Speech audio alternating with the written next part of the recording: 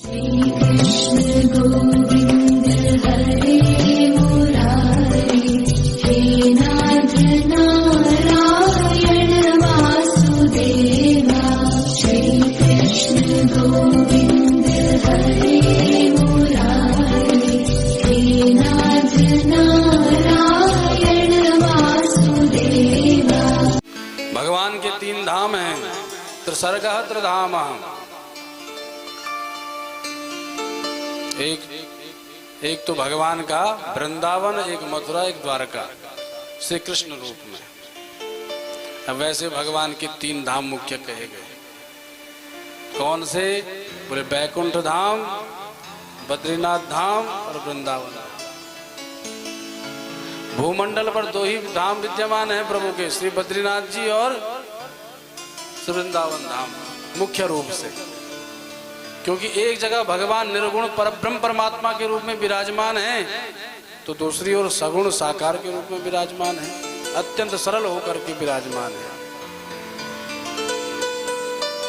प्रभाव दोनों का एक ही है और महिमा दोनों धामों की अद्भुत है महाराज। जब जब भक्तों ने भगवान को प्राप्त करना चाहा, तब तब संतों ने वृंदावन का मार्ग दिखाया है। अब ध्रुव जी महाराज को प्रभु को प्राप्त करना है, तो नारद जी बोले भैया वृंदावन में चला जा। पुण्यम मधुवनम यत्र सानिध्यम नित्यदा। वृंदावन में भी, मधुवन में जाकर के प्रभु हरि की उपासना कर ध्रुव, तुझे अवश्य परब्रह्म परमात्मा प्राप्त होंगे।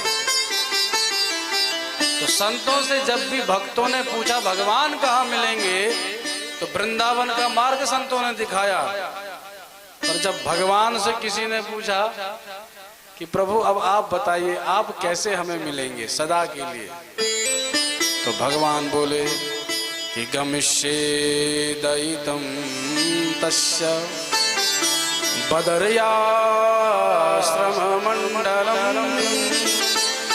बद्रिकाश्रम क्षेत्र में चले जाओ और मेरी उपासना करो, आप सदा के लिए हमें प्राप्त हो जाओगे।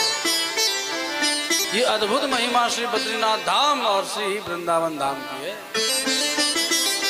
अब बैकुंठ की महिमा आप जानते हैं, वहां तो भगवान सदा सदैव प्रतिक्षण विराजमान रहते हैं।